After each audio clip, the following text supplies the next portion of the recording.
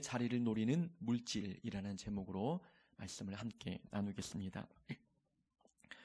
물질은 우리가 살아가는데 매우 필요하고 또 돈이 없으면 삶의 모든 영역에 문제가 발생하기 때문에 돈은 꼭 우리에게 있어야 할 그런 존재입니다. 여러분들은 돈이 많으면 좋겠습니까? 아니면 없으면 좋겠습니까? 목사인 저도 돈이 있어야 생활하고 또 돈이 있어야 자녀를 양육하게 되지요. 가능하면 돈이 좀 많으면 좋겠다라는 생각이 들 때가 목사임에도 불구하고 그런 생각을 들 때가 있지요. 어떤 목사님들은 저를 만날 때마다 될 수 있으면 교회를 빨리 건축하는 것이 좋다라는 조언을 이번 주만 해도 지난주만 해도 한 2번 정도 들은 것 같습니다. 그렇게 말씀하신 그분들의 뜻이 무엇인지 충분히 공감이 가고 이해가 가는 거지요. 지금껏 목회를 해보신 분들의 어떤 경험에서 나온 말이기 때문에 그것이 얼마나 목회에 유익하고 도움이 되는지를 말씀해 주는 것이지요. 그 말씀의 의도를 알고 있지만 문제는 뭡니까? 돈이라는 거죠. 그런 차원에서 볼 때 돈도 있어야 교회가 운영이 되고 돈도 있어야 영혼을 섬기는 일에 또 헌신할 수도 있는 것이지요. 돈 자체가 나쁜 것은 아니라는 것입니다. 돈은 우리에게 필요한 것이고 중요한 것입니다. 또 이 사회를 살아가고 이 삶을 살아갈 때에 돈이 있어야 어느 정도의 어떤 인간다운 모습을 누리며 살 수 있는 것이지요. 근데 문제는 그 돈이 우리 삶의 어떤 위치를 차지하고 있느냐, 그것이 문제라는 겁니다. 우리가 돈에 끌려가느냐, 아니면 우리가 돈을 끌고 가느냐, 돈의 지배를 받느냐, 아니면 우리가 돈을 지배하느냐, 돈이 있는 위치에 따라서 우리의 삶의 모습이 달라지게 되는 것이지요. 돈이 주인이 되어버리면 돈은 신앙생활에 치명적인 걸림돌이 됩니다. 그래서 성경은 특히 오늘 누가복음은 물질에 대한 위험성을 여전히 경고하고 있는 것이지요. 다른 복음서에 비해서 누가복음만큼은 돈이 신앙생활에 얼마나 큰 걸림돌이 되는지를 우리에게 말씀해 줍니다. 오늘 본문도 그렇고 뒤에 부분에 가보면은 거지 나사로와 부자의 이야기도 물질에 관련된 그런 말씀입니다. 그리고 세리장이었던 삭개오가 주님을 만났던 그 장면, 그 이야기 또한 물질이 신앙생활에 얼마나 위험한 요소이고 걸림돌이 될 수 있는 위험성이 있는지를 우리에게 말씀해주고 있는 것이지요. 돈은 양면성이 있습니다. 밝은 면이 있고 어두운 면이 있는 겁니다. 근데 이 돈의 밝은 면과 어두운 면 중에서 어느 면이 더 부각되느냐는 그 돈을 사용하는 사람의 마음에 달려 있다는 것입니다. 사람의 욕심과 그 돈의 어두운 면이 결탁하게 되면 이 돈의 양면성 중에서 어두운 부분, 부정적인 면이 더 부각되는 겁니다. 근데 사람이 그 돈을 선하고 바르게 사용하고 싶은 그 마음과 이 돈이 결탁이 되면 이 돈의 밝은 면, 긍정적인 면이 더욱더 부각이 되는 것이지요. 그래서 우리는 돈에 대한 신앙적인 기준, 올바른 세계관, 가치관이 성립되어야만 합니다. 돈을 얻기 전에 그 기준이 먼저 설정이 되어야만 우리에게 많은 돈이 부어져도 그 돈을 하나님의 목적에 맞게 사용할 수 있게 됩니다. 지금까지 저와 신앙생활을 같이 해오면서 돈에 대한 가치관이 무엇인지를 우리는 많이 듣고 그래서 알고 있습니다. 돈 자체는 악하지 않습니다. 다만 이 돈을 사용하는 사람이 악하기 때문에 늘 돈이 헛된 곳에 다른 목적으로 쓰여지게 됩니다. 사용하는 사람에 따라서 돈은 좋은 수단이 되기도 하고 또 악한 수단이 되기도 합니다. 칼도 마찬가지입니다. 칼을 사용하는 사람이 어떤 마음을 갖고 이 칼을 사용하느냐에 따라서 칼이 요리하는 데 쓰여지기도 하고 때로는 사람을 위협하는 데 쓰여지기도 하는 것이지요. 칼은 위협적인 물건이지만 우리에게 유용한 도구입니다. 그것처럼 돈도 위협적인 존재이지만 우리에게 유용한 수단이 될 수 있는 도구이지요. 그것은 우리 사람의 마음에 달려있는 것입니다. 돈 자체가 악한 것이 아니라 돈을 사용하는 사람의 마음이 악한 것이지요. 누누이 말씀을 드렸습니다. 돈은 복의 개념이 아니라고 말씀을 드렸지요. 돈은 은사의 개념으로 바라봐야 된다 말씀드렸습니다. 은사는 하나님이 선물로 주신 것입니다. 하나님의 영광을 위해서 하나님 뜻에, 하나님 목적에 맞게끔 사용하도록 하기 위해서 우리에게 은사를 부어주셨지요. 그러면 돈이 은사라고 한다면 이 돈도 하나님의 영광을 위해서 사용해야 합니다. 내 힘과 내 노력으로 얻어질 수 없는 것이 은사인 거죠. 하나님의 전적으로 부어주시는 것이 은사라면 돈도 내 힘으로, 내 노력과 내 능력으로 벌어들일 수 있는 것이 아니라는 것입니다. 하나님께서 주셔야 받을 수 있는 것. 하나님이 주신 것이라면 하나님의 영광을 위하여, 그리고 이웃과 공동체를 위해서 사용해야 되는 것이 은사의 올바른 사용 방법입니다. 또 돈의 주인은 하나님이십니다. 우리에게 맡겨진 것뿐인 것이지요. 그래서 우리 하나님의 것이기 때문에 내 힘으로 벌어들였다 할지라도 내 힘과 내 뜻, 내 마음대로 사용할 수 없는 것이 물질이라는 것입니다. 우리는 그래서 돈에 대한 지혜를 가지고 살아야 합니다. 돈은 좋은 것이지만 바르게 활용하지 아니하면 우리의 영혼에 치명적인 흠집을 낼 수 있는 그런 도구이기 때문에 돈에 대한 분명한 성경적인 지혜가 필요합니다. 오늘 본문에서는 청지기의 비유가 나옵니다. 줄거리를 쭉 보면 이해가 되지 않는 부분이 좀 등장하게 되지요. 한 청지기가 주인의 돈을 낭비하고 있었습니다. 주인이 청지기를 고용해서 이제 주인의 재산을 관리할 수 있도록 직분을 맡겨주셨는데, 이 청지기 한 사람이 자기 마음대로 사용하다 보니까 주인의 이 돈에 피해를 입히는 것입니다. 이 소문이 막 집안에 돌자 이 주인이 청지기를 불러다가 그가 맡고 있는 그 재산을 개수하도록 시켰습니다. 개수해 보니까 돈이 잘 맞지 않는 거지요. 주인이 화가 나서 이 청지기의 잘못을 책망하고 그의 직분을 빼앗기로 합니다. 그를 해고하기로 마음먹었던 것이지요. 이 청지기가 가만히 생각해 보니까 이제 본인이 이 직업을 잃을 것 같습니다. 앞으로 이제 어떻게 하며 살아야 할지, 무엇을 하면서 먹고 살아야 할지 이제 고민이 되는 것입니다. 땅을 파자니 힘이 없고 빌어먹자니 부끄럽다는 생각이 듭니다. 어떻게 할까 고민하다가 한 가지 꾀를 생각해냅니다. 그래서 주인에게 빚진 자들을 다 불러 모아놓고 이제 그들의 빚을 이제 반감시켜 주는 겁니다. 기름 100마를 빌려 쓴 자에게 50이라고 문서 조작을 하지요. 밀 100석을 빌려간 사람에게 50석만 빌려갔다고 문서를 작성하라고 시킵니다. 이 청지기가 이렇게 했던 이유는 그가 직업을 잃었을 때에 본인에게 은혜를 입었던 이 이웃들에게 찾아가면 그들이 자기를 잘 대해주지 않을까라는 생각에 그렇게 빚들을 반감시켜 주었던 것이지요. 어찌 보면 빚진 자에게는 좋은 일입니다. 그러나 주인에게는 좋지 않은 일이지 않습니까?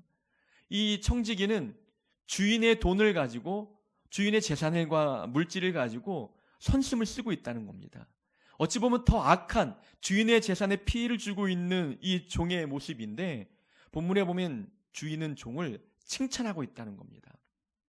성경에 보니까 옳지 않은 청지기가 이를 지혜 있게 하였으므로 칭찬하였다라고 말씀하고 있다는 거죠.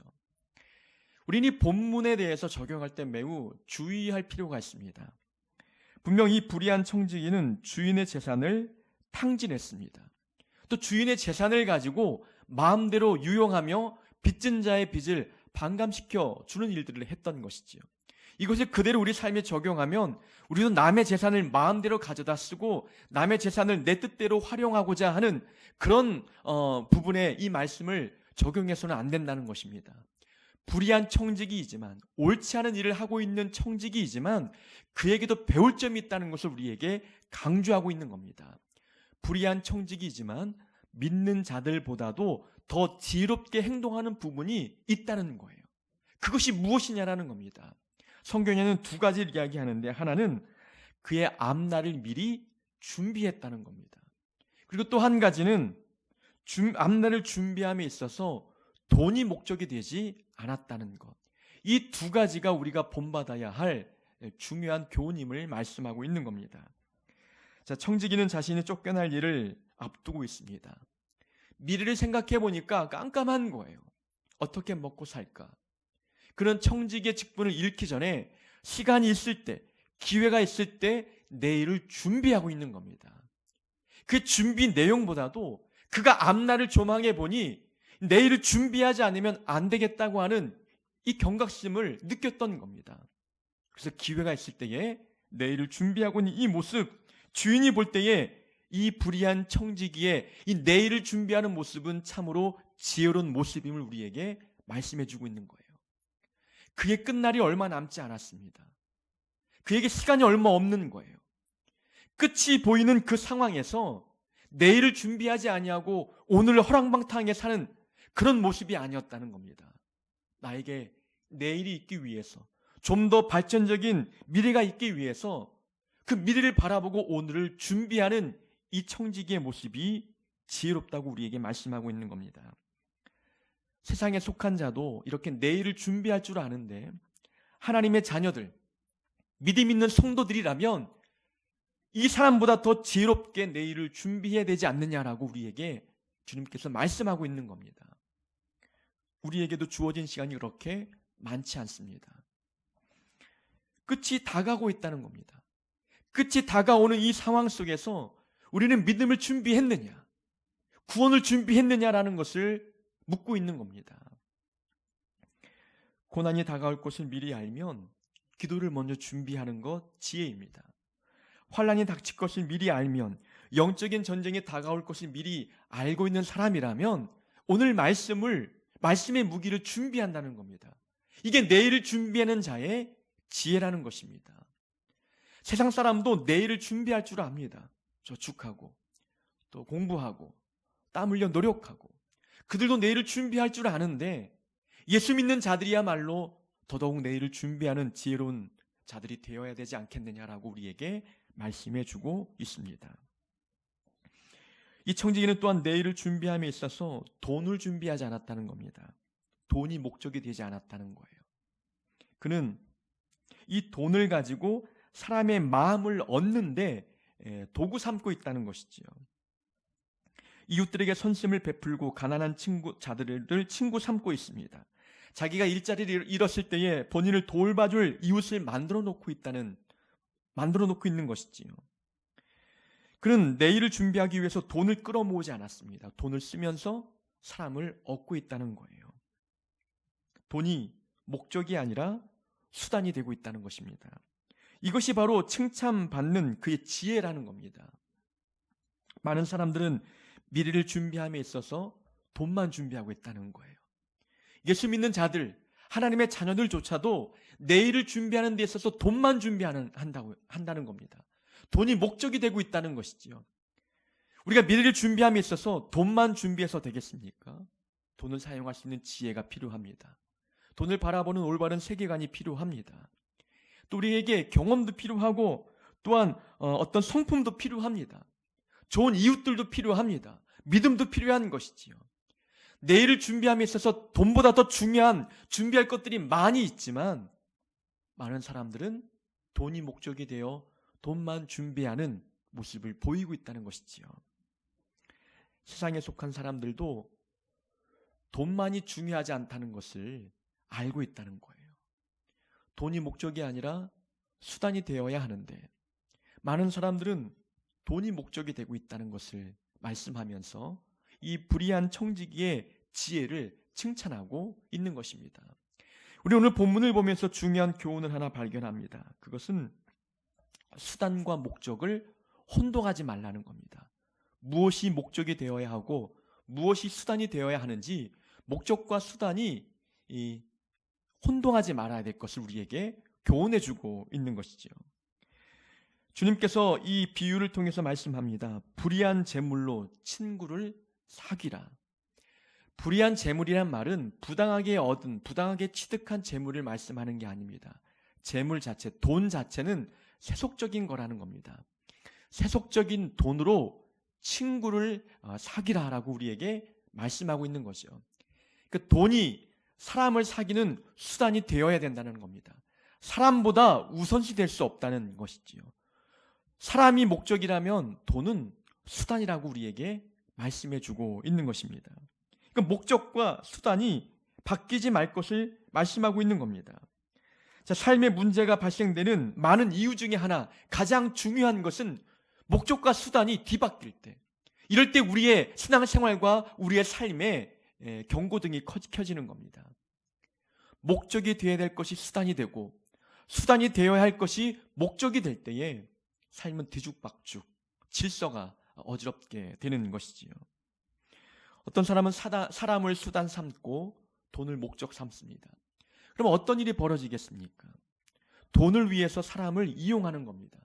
돈을 위해서 사람이 희생당하게 되는 거예요. 사람은 자기의 이익을 취득하게 만드는 수단으로밖에 여기지 않는 일들이 있게 된다는 것입니다.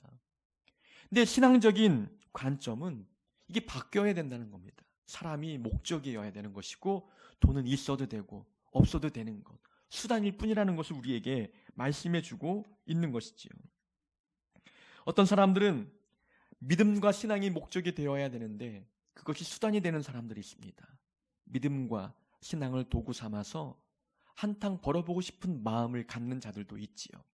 하나님의 영광이 목적이 되어야 되는데 하나님의 이름을 빌려서 성공하고 싶어 합니다. 믿음을 갖는 이유가 거기에 있는 거죠.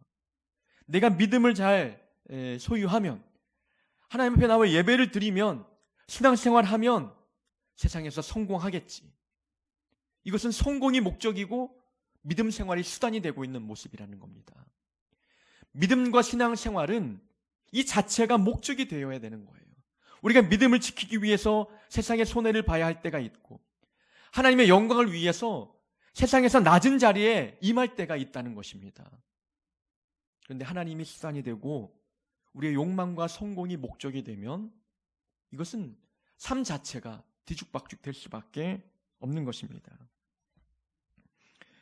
교회의 목적은 또 무엇이 되어야 되겠습니까? 교회의 목적은 부흥이 아닌 거예요. 이것은 수단도 아니고 아무것도 아닙니다. 교회는 하나님 나라가 목적이 되어야 되는 겁니다. 하나님 나라를 확장시키는 것, 개인의 영혼에 하나님 나라가 임하도록 만드는 것, 이것이 교회의 목적입니다. 이 목적이 수단이 되거나 아니면 수단조차 되지 않는 일들이 빈번히 발생하고 있다는 것이지요. 우리를 향한 하나님의 계획 가운데 무엇이 목적이고 무엇이 수단인지를 우리는 영적인 안목을 갖고 바라봐야 합니다. 재물은 하나님의 사랑을 보여주는 도구입니다. 재물은 하나님의 나라를 확장하는 데 있어서 필요한 수단입니다. 돈이 있어야 불쌍한 이웃들을 더 섬기고 도울 수 있는 것 아니겠습니까? 그러니까 물질과 재물은 하나님 나라에 어떤 도움이 되는 도구이고 수단일 뿐입니다. 마지막 절에 보면은 하나님과 재물을 겸하여 섬길 수 없다라고 말하지요. 이것이 이제 본문의 주제이자 결론인데 하나님을 섬기는 자가 있는 반면에 돈을 섬기는 자가 있다는 겁니다. 돈을 하나님처럼 섬기는 자가 있다는 거예요. 돈이 목적이 되고 있는 사람들의 모습인 것이요. 돈은 섬김의 대상이 아닙니다. 목적이 될 수 없다는 겁니다. 인생의 목표가 될 수 없는 것, 물질은 전혀 우리의 삶의 목표가 될 수 없다는 것을 우리에게 말씀해 주고 있는 것이지요. 자, 세상에서 우리가 높은 자리에 올라가는 것, 권력을 거머쥐는 것 중요합니다. 우리가 높은 자리에 올라가야 되는 이유는 내가 그 자리에서 기독교 문화를 그 공동체 안에 창출할 수 있기 때문에 높은 자리에 올라가는 것 마땅합니다. 중요합니다. 그렇게 해야 되는 것이지요. 하지만 권력과 그 높은 자리가 목적이 되어서는 안 되는 것입니다. 세상 사람들도 자기 앞날에 무엇이 중요한지, 무엇이 목적이 되고 무엇이 수단이 되는지 충분히 알고 있습니다. 근데 그것을 믿는 자들이 모른다면 그것은 문제가 심각한 것이죠. 신앙생활은 하고 있는데, 말씀은 듣고 성경 공부도 하고 있는데 삶의 목적이 무엇이 되어야 되는지 그것을 잊어버리고 산다면 늘 제자리 걸음밖에 할 수 없는 거예요. 믿음이 자라지 않습니다. 성장하지 않는 것이지요. 수단이 되어야 할 것이 목적이 되면 그것은 곧 우상입니다. 우상의 개념은 간단한 거예요. 수단이 되어야 할 것이 목적이 될 때 그것이 우상이 된다는 겁니다. 우리의 목적은 하나님이어야만 합니다. 하나님이 계셔야 할 그 자리에 하나님이 아닌 다른 것이 올라가 있다면, 그래서 그것이 내 삶의 목적이 되고 있다면 그것은 나에게 우상이 되고 있는 것입니다. 수단과 목적을 구분하는 지혜가 우리에게 필요합니다. 10절에 보면은 작은 것에 충성된 자는 큰 것에도 충성되고 라고 말씀하고 있습니다. 자, 예수님께서 불의한 재물로 친구를 사귀라라는 말씀을 하신 다음에 갑자기 충성에 대한 주제로 넘어갑니다. 작은 것에 충성하는 것, 불의한 재물에 충성하는 것, 또 남의 것에 충성하는 것에 대해서 말씀하고 있지요. 사실 본문 속에 등장하는 이 청지기는 충성과는 거리가 먼 사람입니다. 처음에 주인의 재산을 낭비했다. 그 모습만 보더라도 그는 충성된 종이 아니었습니다. 다만 그가 주인에게 칭찬을 들었던 것은 이제 해고당하기 직전에 빚진 자들의 빚을 반감시켜 주었던 그 모습, 돈을 가지고 사람을 사귀는 데 사용했던 그 모습, 그 하나, 그 지혜를 칭찬받았던 것이죠. 돈을 올바르게 사용했다는 것입니다. 우리는 충성의 개념이 무엇인지를 바로 알아야 합니다. 충성하면 최선을 다하는 것, 열심을 내는 것, 열정을 쏟아붓는 것, 희생하는 것, 이 모든 것이 충성에 해당이 됩니다. 거기에 하나 더 오늘 본문을 근거로 해서 하나 더 첨가하자면 바르게 행동하는 것, 바르게 사용하는 것, 그것이 충성입니다. 오늘 본문에 이 청지기가 칭찬받았던 것도 재물을 바르게 사용했기 때문에 그렇습니다. 재물을 목적에 두지 아니하고 수단 삼았기 때문에 이 물질을 바르게 사용한 그 모습을 보고 지혜롭다라고 말씀하고 있는 겁니다. 작은 것에 충성하는 것, 불의한 재물에 충성하고 남의 것에 충성하는 것, 이걸 바르게 사용하는 것을 바꾸어서 우리가 읽어도 그 의미가 개념이 통합니다. 자, 작은 일도 바르게 일하는 것이 중요하지요. 작은 일은 실수하면 티가 잘 나지 않습니다. 올바르게 하지 않아도 큰 피해를 겪지 않아요. 그러다 보니까 많은 사람들은 작은 일에 소홀히 여기는 경우들이 있다는 겁니다. 그러나 작은 일이라 할지라도 바르게 성경적인 방법으로 그 일을 감당할 것을 우리에게 말씀합니다. 작지만 불법을 행하지 말고, 불법을 행해도 티나지 않는 일이라 할지라도 바르게 행동하는 것이 충성입니다. 불의한 재물에 충성하는 것, 불의한 재물 곧 세속에 속해 있는 물질이라 할지라도 그것을 바르게 사용하는 것이 충성입니다. 남의 것에 충성하는 것도 마찬가지죠. 내 것이 아니라 할지라도 그것을 정직하게 사용하는 모습이야말로 충성입니다. 우리가 하나님 앞에 충성한다는 것은 결과만을 두고 우리가 이야기하는 것이 아닙니다. 어떤 과정을 겪어서 그 결과를 얻었는지, 그 방법과 과정이 무엇인지, 그 방법과 과정이 올바르지 않다면 아무리 좋은 결과를 얻어도 그것은 충성이 아닌 겁니다. 충성하라는 것은 바르게 행동하는 것을 의미합니다. 충성에 대한 교훈을 담고 있는 본문은 다른 것도 많지만 달란트의 비유입니다. 5달란트, 2달란트 맡았던 그 종들이 열심히 일해서 결과물을 남겼지 않습니까? 5달란트는 또 5달란트를 남기고 2달란트 받았던 종도 2달란트를 더 남겼어요. 그들 결과를 그렇게 가지고 와서 주인 앞에 검사 맡을 때에 주인이 결과만 보고 칭찬했겠습니까? 불의한 방법으로 그 재산을 불렸다면 어찌 칭찬받겠어요? 그 달란트 비유 안에 담겨있는 내면적인 의미도 바르게 그 달란트를 사용했다는 것이 전제로 깔려있는 거예요. 바른 마음을 갖고 달란트를 사용하다 보니까 달란트가 또 불어난 것입니다. 충성은 그래서 열심을 다하고 최선을 다하는 것도 중요하지만 바르게 사용하는 것, 바르게 행동하는 것도 충성입니다. 작은 것에 충성하면 큰 것에도 충성하고 작은 것에 불의하면 큰 것에도 불의하다. 자, 충성도 확장되어 가잖아요. 작은 것에 충성하면 큰 것을 맡아도 큰 것을 맡을 만큼의 충성이 생긴다는 거예요. 근데 불의, 바르게 행동하지 않는 그것도 점점 자라나고 있다는 거예요.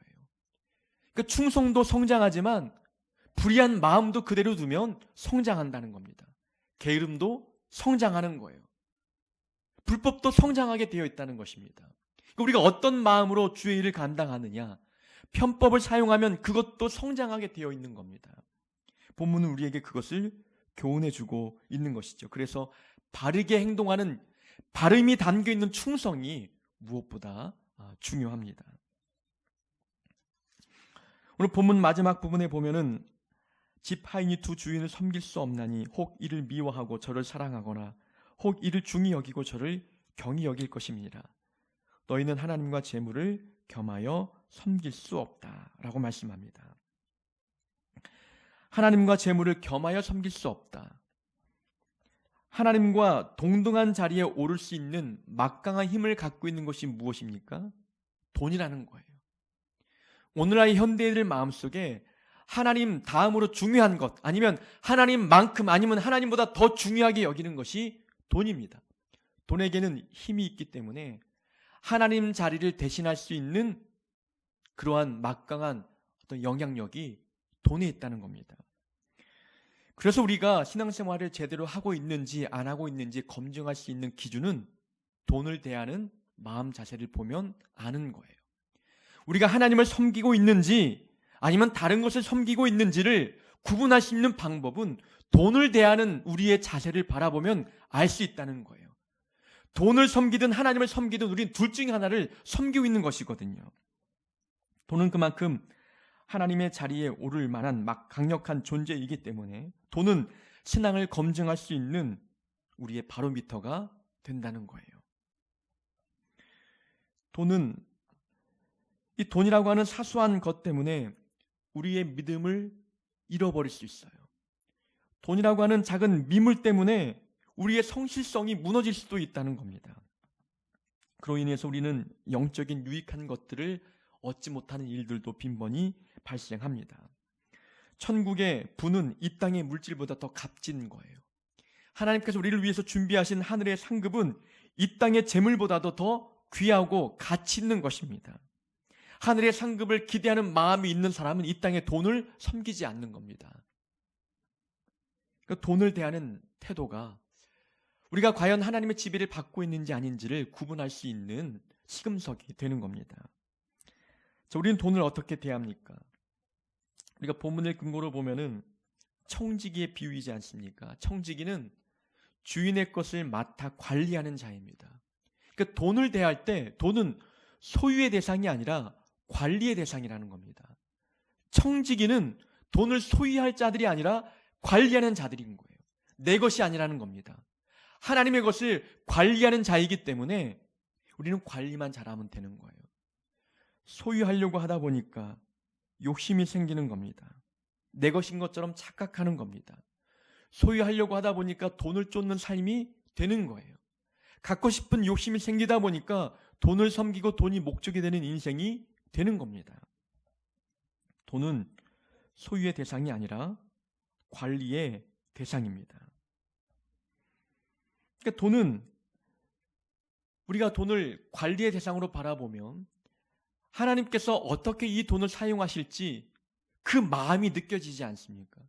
어떻게 사용해야 하나님이 기뻐하실지 이 돈에 대한 마음가짐이 우리는 달라질 수 있는 거예요. 내 것이고 내 소유물이다 생각하면 우리는 우리의 유익과 우리의 욕심을 채우는 데 활용하겠지만, 하나님의 것을 관리하는 입장이라면 사용의 방법과 사용 용도, 그것도 달라질 수밖에 없는 것이지요.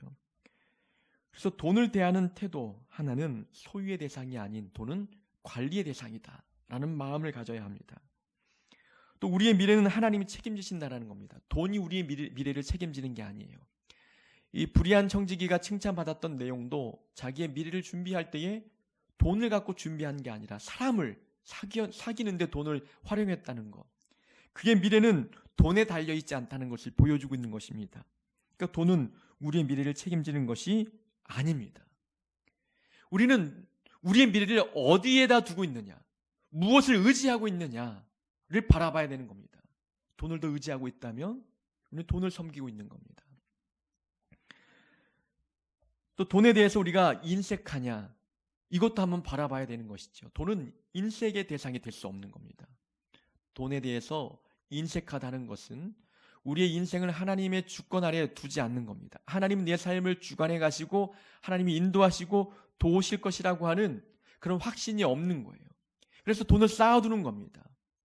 무엇인가 의지의 대상이 분명하지 않으면 사람은 돈을 의지하게 되어 있는 거예요. 우리가 돈의 노예가 되고 있는지 아닌지 검증해 보기 위한 질문이 있습니다. 한번 여러분들을 자신을 한번 돌아볼 수 있길 바랍니다. 돈에 대해서 자주 생각하는가? 우리가 돈에 대해서 얼마나 많이 생각하느냐를 검증해 봐야 합니다. 더 많은 돈을 벌기 위해서 마땅히 해야 하거나 또 하고 싶은 일을 포기하고 있지는 않은가? 재산 관리를 위해서 수많은 시간을 거기에 허비하고 있지는 않은가? 또 돈에 대해서 자유로운 것이 그렇게 어려운가? 돈에 대해서 자유롭지 못하고 있지 않은가? 이런 질문에 우리가 대답을 해보면 우리가 돈의 노예가 되고 있는 것은 아닌지 우리를 스스로 반성하게 만드는 질문들입니다. 돈은 우리의 주인이 될 만큼 강력한 힘을 가지고 있습니다. 돈이 인격이 있어서 우리의 주인이 되는 것이 아니라 우리가 돈을 주인으로 삼는 겁니다.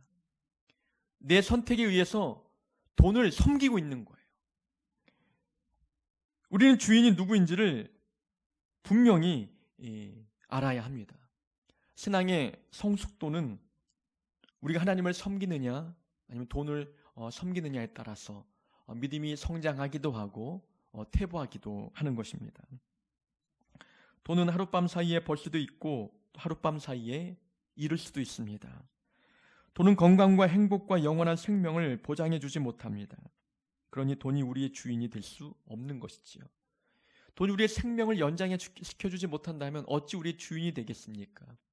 하나님이 우리의 주인 되십니다. 하나님이 우리의 영혼의 생명을 불어넣어 주시고 행복을 공급하시고 기쁨도 공급해 주십니다. 우리 마음을 기쁘게 하는 분이 하나님이시라면 하나님이 우리의 삶의 주인이 되어야 되는데 우리는 돈에서부터 행복과 기쁨과 생명을 얻으려고 하고 있다는 것이지요. 우리는 돈보다 더 큰 존재인데 우리보다 더 큰 존재인 하나님을 주인으로 모시기보다도 우리보다 더 작은 존재인 돈을 주인으로 섬기고 있는 모습, 참으로 안타까운 모습이라는 것입니다. 돈은 목적이 될 수 없습니다. 수단입니다. 도구입니다. 또 충성이라는 것은 물질을 바르게 사용하는 것도 물질에 대해서 충성하는 것입니다. 하나님의 강력한 대적자는 돈이기 때문에 우리는 돈을 섬기기보다 하나님을 섬기는 자들이 되어야 합니다.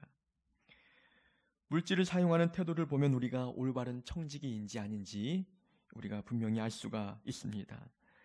돈을 바르게 사용하지 않는 자에게 하나님께서 어찌 더 큰 것을 맡기겠습니까? 너희가 만일 불의한 재물에도 충성하지 아니하면 누가 참된 것으로 너희에게 맡기겠느냐?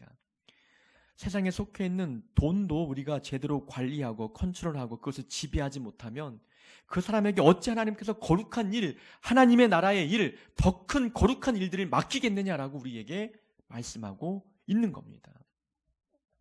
우리가 하나님 나라의 도구 되기 위해서 세상에 속해 있는 물질, 그 미물, 그 작은 것 우리가 올바른 가치관을 가지고 바르게 사용할 수 있는 하나님의 귀한 자녀 될 수 있기를 주의 이름으로 축원합니다.